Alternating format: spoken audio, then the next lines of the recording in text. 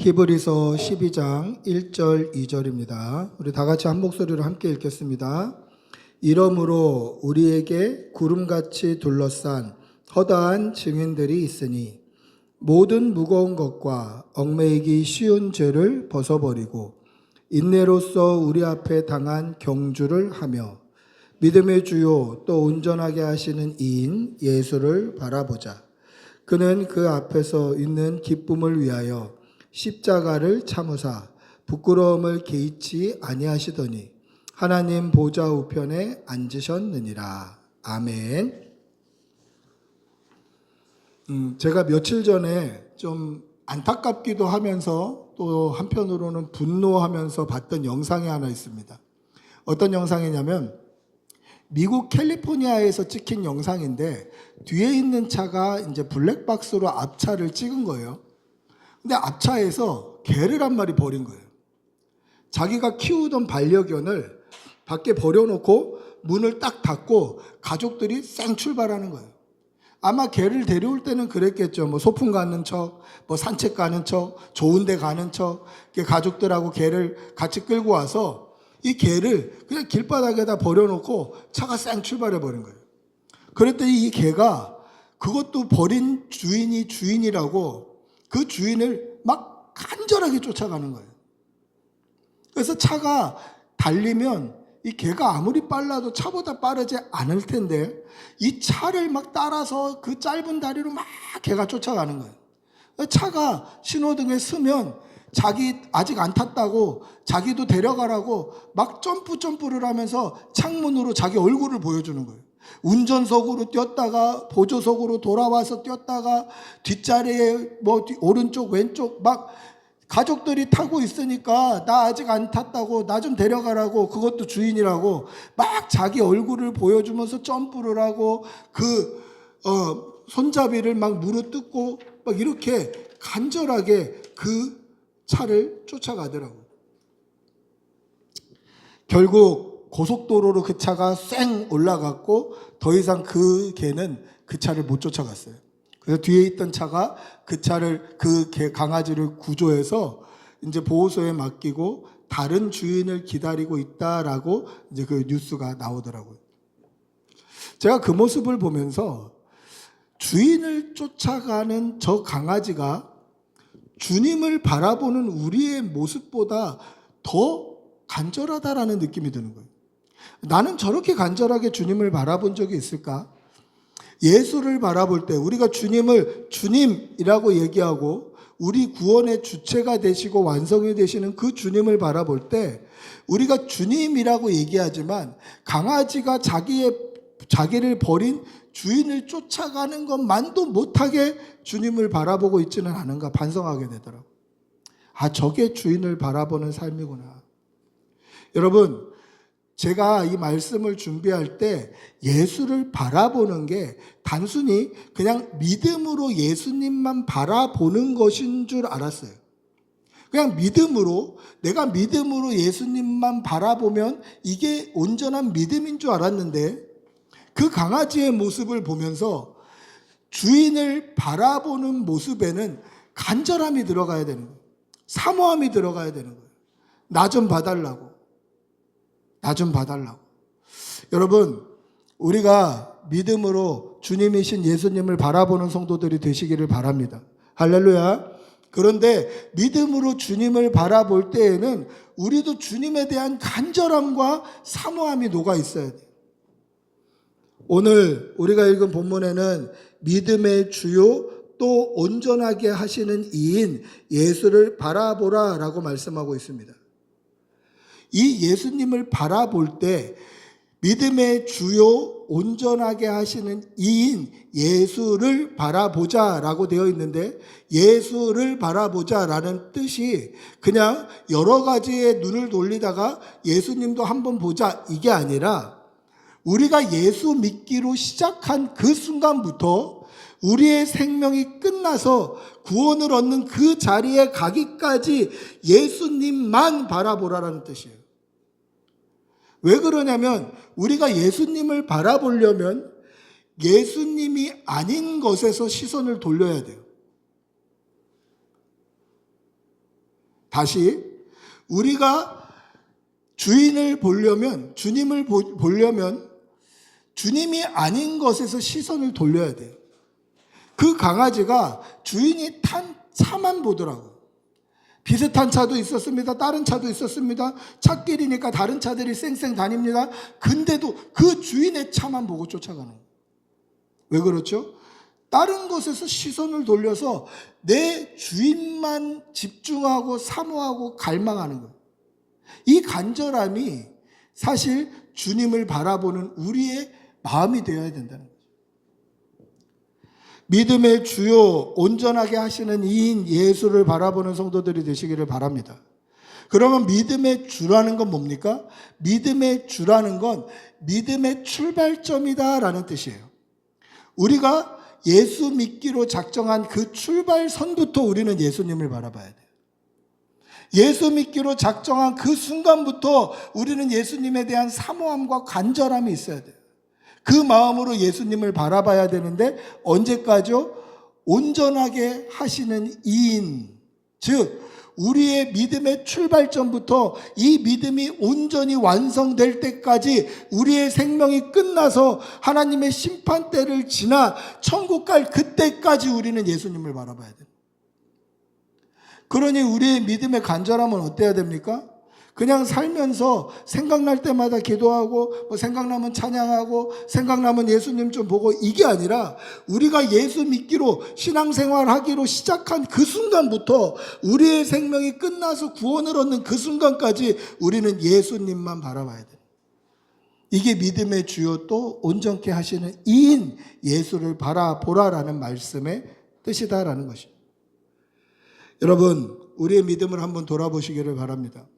나는 예수님에 대해 그렇게 간절함과 사모함이 있는가? 나는 우리 주님을 내가 아침에 눈 뜰 때부터 눈 감을 때까지만이라도 정말 예수님만 바라보고 있는가?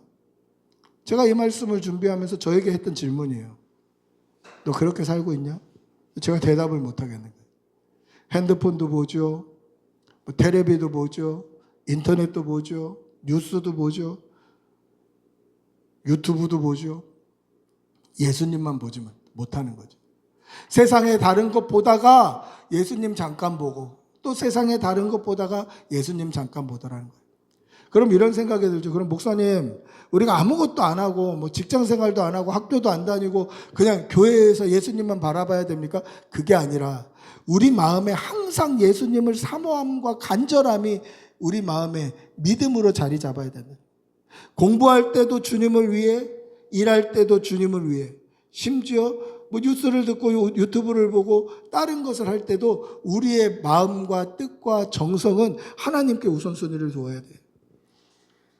날마다 예수님을 바라보는 성도들이 되시기를 바랍니다. 우리의 믿음의 출발부터 우리의 믿음이 완성되는 그날까지 주님만 바라보는 성도들이 되시기를 축복하고 기도합니다. 할렐루야. 오늘 1절을 보시면 이러므로 우리에게 구름같이 둘러싼 허다한 증인들이 있으니 라고 말씀하고 있습니다.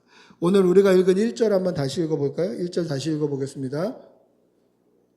같이 읽어봅니다. 시작. 이러므로 우리에게 구름같이 둘러싼 허다한 증인들이 있으니 모든 무거운 것과 얽매이기 쉬운 죄를 벗어버리고 인내로써 우리 앞에 당한 경주를 하며. 여기서 허다한 증인은 어떤 사람들입니까? 예수님의 십자가의 죽으심과 예수님의 부활과 예수님의 승천을 실제로 봤던, 예수님의 복음을 실제로 눈으로 목격했던 목격자들이에요. 이 증인이라는 단어가 우리가 잘 아는 마르투스라는 단어예요. 마르투스, 증인이란 뜻이에요. 제가 그 중고등부 시절에 우리 고등부에서 내는 문집이 있었는데 그 문집 제목이 마르투스였어요. 마르투스, 증인. 그래서 저는 어렸을 때부터 마르투스가 증인이구나 이렇게 알고 있었어요. 혹시 모르셨다면 이참에 아시기를 바랍니다. 마르투스는 증인이라는 뜻이에요. 근데 증인이라는 뜻도 있지만 한 가지 뜻이 더 있어요. 무슨 뜻이냐면 순교자라는 뜻도 돼요. 그러면 마르투스라는 단어가 원래부터 순교자라는 뜻도 같이 포함하고 있었나? 그렇진 않아요. 원래는 증인이란 뜻만 있었어요. 법정에서 내가 목격한 것을 증언하는 증인이라는 뜻만 있었어요. 그런데 이 증인이라는 뜻, 마르투스가 순교자라는 뜻으로도 사용될 수 있게끔 변형된 거예요. 어떻게 그렇게 변형될 수 있을까? 한 가지 뜻인데 왜 그게 변형될 수 있었을까? 왜 그랬냐면 여기 예수님을 실제로 목격했던, 예수님의 십자가와 죽으심을 실제로 목격하고 예수님께서 살아나심도 실제로 목격하고 예수님께서 승천하신, 감람산에서 하늘로 올라가신 것도 실제로 목격했던 구름 같은 증인들이 자신들이 목격했던 그 복음을, 실제를 증언하고 다닌 거예요. 예수님은 정말 우리의 죄를 지고 십자가 지셨다. 그리고 예수님은 부활하셨다. 그렇기 때문에 우리도 죄의 결과로 한번 죽기는 하지만 죽음으로 끝나는 것이 아니라 우리도 영원한 천국에서 영생으로 부활할 것이다. 그래서 예수님처럼 우리도 천국에 올라간다라고 그들이 증언을 했어요. 증인들이 증언을 한 거예요. 그런데 증인들이 증언을 했던 이것 때문에 핍박과 박해가 시작된 거예요. 당시에 예수님을 믿지 않았던 유대인들이 또 로마인들이 핍박하고 박해했어요. 근데 핍박하고 박해해도 내가 지금 목에 칼이 들어와도 지금 화형대 위에 불이 펄펄 끓고 있어도 자신의 증언을 바꾸지 않는 거예요. 내가 실제로 예수님의 십자가를 봤다. 난 그걸 분명히 믿는다. 예수님의 부활과 승천도 봤다. 나는 그걸 분명히 믿기 때문에 나를 죽인다고 해도 나는 이 증언을 바꾸지 않겠노라라고 얘기해요. 그래서 그 증인 때문에, 증인들이 증언한 증언 때문에, 그들이 믿는 신앙 때문에 핍박받고 박해받고 심지어 죽기까지 한 거예요. 그래서 증인하면 순교자가 되는 거예요. 그래서 나중에 마르투스 하면 증인이기도 하지만 순교자도 같이 그 뜻을 내포하고 있다라는 것이죠. 오늘날 우리 교회에도, 이 한국 교회만 하더라도 구름같이 둘러싼 허다한 성도들이 있어요. 근데 그들이 다 증인은 아니에요. 그들이 다 순교자는 아니에요. 구름같이 둘러싼 허다한 성도들이 있습니다. 뭐 집회를 가보면, 지금도 뭐 전국 규모의 집회를 가보면 몇천 명씩 와요. 구름대처럼 몰려와요. 구름같이 둘러싼 허다한 증인들이 있습니다. 한국교회 성도들이 뭐 800만 명이다, 1000만 명이다, 뭐 그런 소리들을 합니다. 거의 서울 시내 인구만큼 허다한 성도들이 있어요. 수많은 성도들이 있어요. 근데 그들이 다 증인은 아니라는 거죠. 그들이 다 순교자는 아니라는 거예요. 오직 예수를 바라보면서 그들의 입에서 예수님에 대한 바른 증언들이 나오지 않는다면 수많은 성도가 있지만 그들은 성도일 뿐이고 증인은 아니에요.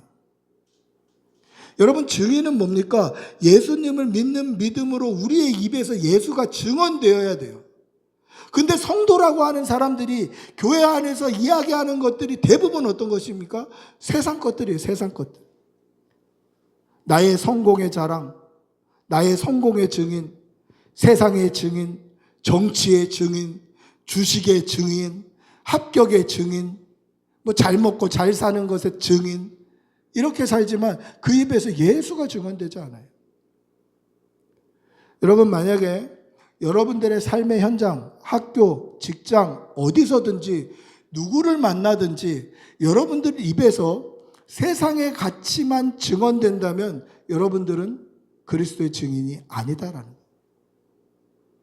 거예요. 저도 반성해야 되죠.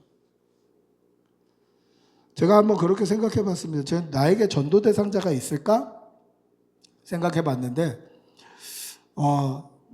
우리는 교회 때문에 자주 이사를 하기도 했고, 그 동네에 뭐 오랫동안 알았던 친구도 없고, 그래서 뭐 전도 대상자가 있나 봤더니 저에게도 전도 대상자가 너무 많더라고요.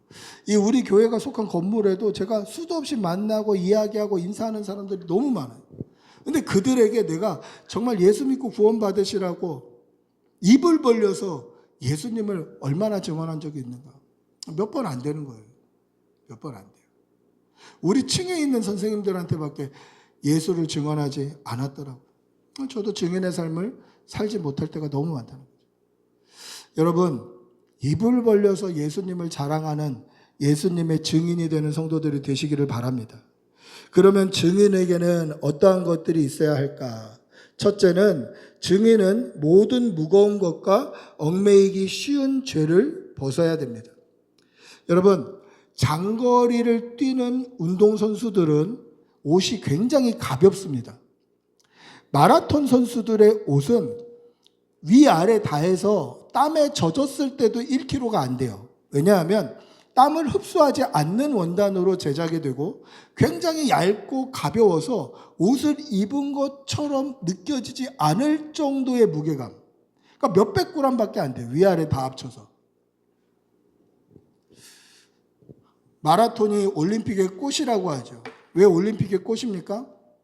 올림픽 종목, 그 많은 종목 중에 맨 마지막에 뛰는 게 마라톤이에요. 맨 마지막 종목이 마라톤이고 마라톤이 끝나면 폐회식이 일어나요. 근데 그들이 뛸 때 정말 얇은 옷을 입는 거예요. 무게감도 안 나가는. 왜 그렇습니까? 오래 뛰어야 하기 때문에 그래요. 그래서 얽매이기 쉬운 것, 무거운 것, 걸리는 것 다 벗어버리는 거예요. 그러면 이 땅에 우리가 증인으로 예수님만 바라보고 사는 성도가 되려면 어떻게 해야 됩니까?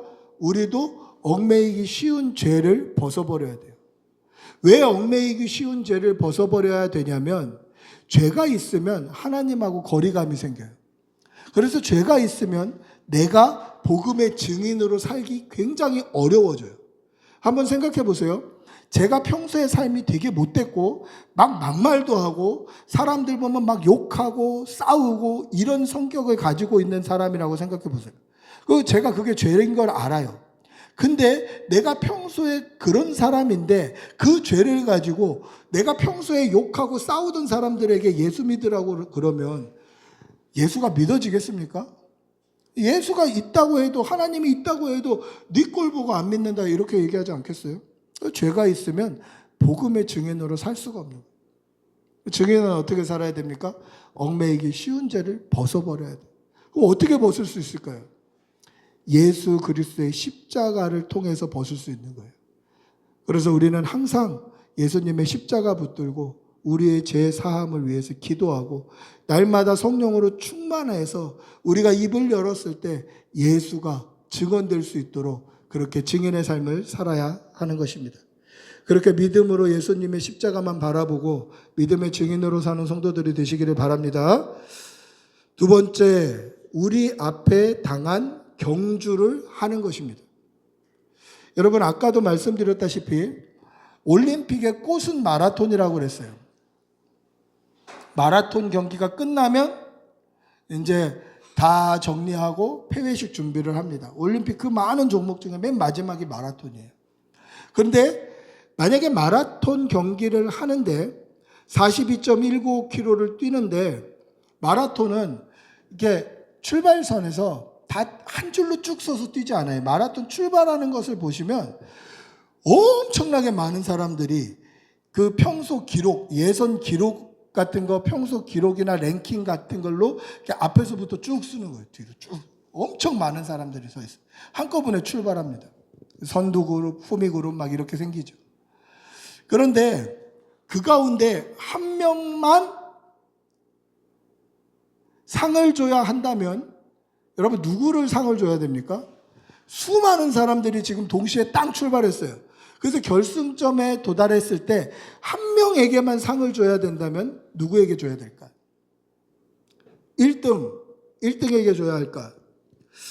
우리가 고린도전서 9장 24절 25절을 한번 읽어보겠습니다. 고린도전서 9장 24절 25절입니다. 같이 읽어봅니다. 운동장에서 다름질하는 자들이 다 달릴지라도 오직 상을 받는 사람은 한 사람인 줄 너희가 알지 못하느냐. 너희도 상을 받도록 이와 같이 다름질하라. 이기기를 다투는 자마다 모든 일에 절제하나니 그들은 승리자의 관을 얻고자 하되 우리는 썩지 아니할 것을 얻고자 하노라. 오늘 바울 사도가 뭐라고 이야기합니까? 운동장에서 다름질하는 자들이 다 달릴지라도 오직 상을 받는 사람은 한 사람인 줄 너희가 알지 못하느냐? 그럼 마라톤을 했을 때 한 사람 상을 줘야 된다면 누굴 줘야 될까요? 1등 하는 사람 줘야 되겠죠. 제일 먼저 들어오는 사람. 그런데 제일 먼저 들어오는 사람에게 상을 줘도 될까요? 뉴스에 예전에 그런 뉴스가 한번 있었던 적이 있어요. 마라톤 시합에서 반환점쯤 왔을 때 한 선수가 다리에 경련이 일어났어요. 물론 그 선수가 1등은 아니었어요. 1등은 아니었는데 자기가 마라톤을 뛰다가 이렇게 후미그룹 중간쯤 뛰고 있는데 이 반환점을 돌 때 반환점 근처에서 다리에 경련이 엄청 세게 일어난 거예요. 그래갖고 거기서 응급처치를 받고 앰뷸런스를 타고 그렇게 경기장으로 오고 있었어요. 42km니까 한 경기장까지 20km쯤 되지 않았겠습니까? 경기장으로 오고 있는데 오는 길에 응급처치도 받고 좀 이렇게 앰뷸런스에서 쉬고 그랬더니 체력이 회복이 된 거예요. 그래서 앰뷸런스한테 나 여기서 그냥 갈 수 있으니까 내려달라고 그래놓고 거기서부터 뛴 거예요. 그래서 이 사람이 올림픽 기록으로 마라톤 대회에서 1등을 한 거예요. 그래서 막 축하받고 박수받고 그랬는데 반환점에 물어보니까 이 사람이 반환점을 안 놓은 거예요. 반환점 가기 직전에 거기서 차 타고 왔으니까. 자, 이 사람은 첫 번째 1등으로 들어왔습니다. 메달을 줘야 될까요? 안 줘야 되죠. 왜 안 줘야 됩니까? 원리대로 원칙대로 정직하게 뛰지 않았기 때문에 그래요. 그러면 우리가 뛰는 사람들이 많고 다 달릴지라도 오직 상 받는 사람은 한 사람인데 그 상을 받아야 되는 사람이 누굴까요? 원리대로 원칙대로 거짓말하지 아니하고 정직하게 경주를 경주한 사람만이 상을 받을 자격이 있는 거예요. 그런데 오늘 우리가 읽은 본문에는 오늘 바울 사도가 이야기했던 고린도전서 9장 24절에는 뭐라고 되어 있습니까? 너희도 상 받기 위하여 이와 같이 다름질하라 라고 얘기해요. 그 말은 무슨 뜻입니까? 분명히 다름질하는 자가 다 달릴지라도 상 받는 자는 한 명이라고 되어 있는데 너희도 상 받기를 위해서 다름질해라 이렇게 얘기해요.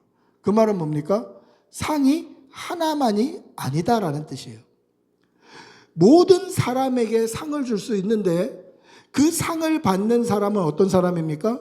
하나님의 말씀을 쫓아 하나님의 말씀을 따라 믿음으로 순종하면서 내 생각대로 내 뜻대로 반칙하지 아니하고 오직 아버지 하나님의 말씀을 따라 믿음으로 끝까지 정직하게 믿음의 삶을 살아낸 사람이 구원의 상을 받는 거예요. 그게 오늘 본문에서 경주하는 사람입니다. 한 사람만 상 주는 것이 아니라 끝까지 하나님의 뜻대로 경주했는가 하나님이 그것을 보시는 거예요. 따라서 우리는 아름답게 인내로서 하나님이 원하시는 믿음의 경주를 끝까지 하는 성도가 되어야 한다라는 것이죠. 세 번째, 믿음의 주요 또 온전하게 하시는 예수님을 바라보아야 하는 것입니다. 여러분, 성도의 삶, 증인의 삶이 어떤 삶입니까? 그것은 예수님을 온전히 바라보는 것입니다. 예수님에 대한 사모함과 예수님에 대한 열정과 예수님에 대한 간절함으로 우리의 믿음의 시작부터 끝 완성이 될 때까지 오직 예수님만 바라보는 것입니다. 제가 앞서 얘기했던 버림받은 그 강아지가 자기 주인을 간절하게 바라보고 간절하게 쫓아서 달려갔던 것처럼 우리도 세상을 바라보던 눈에서 오직 예수님만 바라보고 예수님께 마음을 두고 예수님께 간절함과 사모함으로 나아가야 한다라는 것입니다. 오늘도 눈을 들어서 예수님만 바라보는 성도들이 되시기를 축복하고 기도합니다. 예수님만 바라보는 것이 우리 신앙의 증거고 믿음의 표시라는 것을 잊지 않는 성도들이 되시기를 바랍니다. 기억하십시오. 우리의 믿음의 시작은 예수님입니다. 우리의 믿음의 완성도 예수님입니다. 따라서 우리는 눈을 들어서 예수님을 바라보아야 합니다. 근데 예수님을 왜 바라보아야 합니까? 예수님이 우리를 그렇게 사랑하셨기 때문입니다. 오늘 우리가 읽었던 2절 한번 다시 읽어볼까요? 오늘 2절 같이 읽어보겠습니다. 믿음의 주요 또 온전하게 하시는 이인 예수를 바라보자. 그는 그 앞에 있는 기쁨을 위하여 십자가를 참으사 부끄러움을 개의치 아니하시더니 하나님 보좌 우편에 앉으셨느니라. 왜 예수님을 바라봐야 됩니까? 예수님께서 십자가의 고통과 십자가의 그 괴로움을 개의치 아니하셨대요.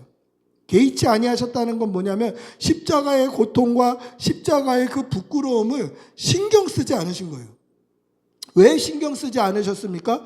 그 앞에 기쁨을 위하여 신경 쓰지 않으신 거예요. 그럼 그 앞에 기쁨은 뭘까요?